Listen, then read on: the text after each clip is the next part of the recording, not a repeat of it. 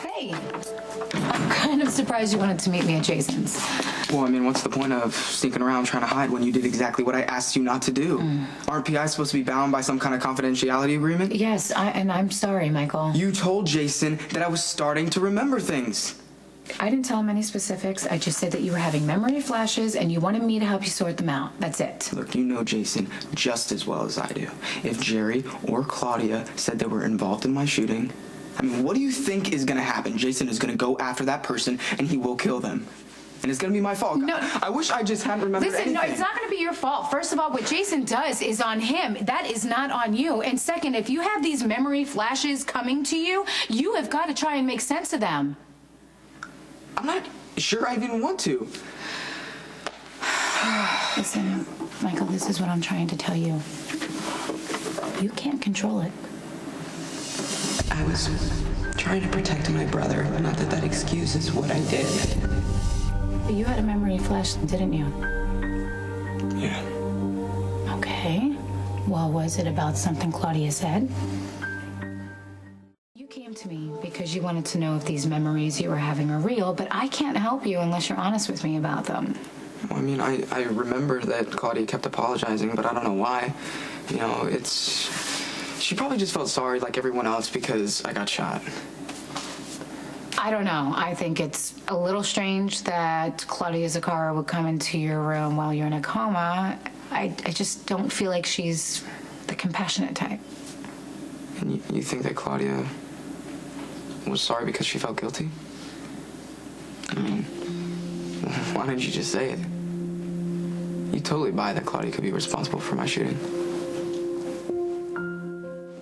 I'm not making up my mind about anything, Michael. It's too risky to decide in advance what your memories mean or where they're going to lead you. I thought you could give me answers. I am trying to. But listen to me. I need your help for that, okay? How can I do this? Okay, all right, let's say that you're the PI and someone came to you with this case. A good PI needs to maintain objectivity. You can only prove or disprove anything based on the facts that you have, okay?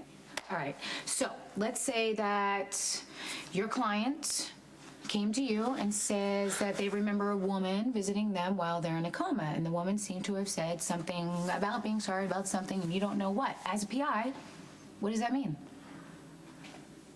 That she had done something to be sorry for. Or that she just felt bad for this guy in a coma.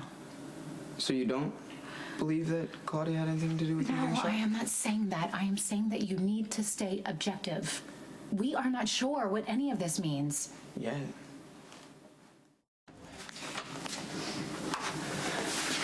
Were you waiting to see me? Well, I didn't want to get you involved, but Sam didn't give me a choice. Because she knows that I wanna help you. How, though? By gunning for people based on memories that I'm not even sure about? I'm not gonna do that. Okay? I swear. But you want the people who shot me to pay, right? Yes, I do. And you think that I'm going to remember who's guilty? Look, I'm not gonna do anything that you don't want me to do. Okay? So you can tell me what you remember, or you know what, you don't have to tell me what you remember. It's up to you, but you do not have to worry that I'm going to act on it. That's a promise.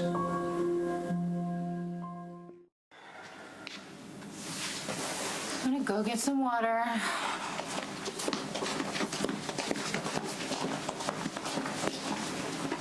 You know, there was a time that you could tell me anything.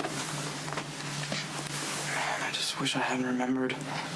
It's like I obsess over this stuff, and it just gets in my way. I know that you're so sick and tired of hearing this, but I mean, that is the healing process. And I can tell that you're getting better. I'm getting better at hiding how I feel. I feel like I'm trapped in my own head. Sometimes I feel like this is worse than being in a coma. No, it's not. Well, I mean, after your accident, did you ever just want to get rid of all that stuff in your head? Yeah, I did all the time. I mean, there's sometimes I still do. How do you handle it? Everyone kind of has to figure out their own thing that works. Yeah, but to get out of your own head, you just do something dangerous. And you don't want me following your lead. It's like you think I'm made of glass or something. Like if you don't protect me, I might break. I guess that's how it works. When you love someone from the minute they were born, you never stop wanting to take care of them. I'm not a baby anymore, Jason. I haven't been for a long time. I know that. I know. And if there was some magic cure, I would tell you. I mean, I would be the first to tell you. But unfortunately, you have to find your own way, Michael, and it's not easy. But I know that you can do it. Well, thanks. I think.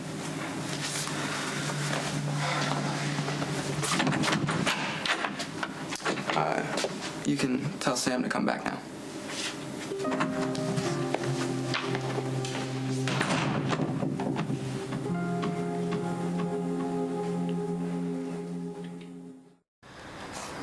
Michael was pretty hard on you. That's okay. He just needs an answer that I can't give him. What kind of answer? Just how to get out of his head and stop thinking and how to start living again. Okay, I see. What you're trying to say is that you couldn't tell him that you used to like to ride your motorcycle to the edge of the cliff and you'd stop right before you went off. Or about your train surfing. Balancing on bridges. I couldn't stand it if Michael got hurt doing something crazy just because that's what I did. Still do. Still do. Don't tell him what. That you like to live dangerously because it makes you feel alive. There's nothing wrong with that. What about you? You're the same way.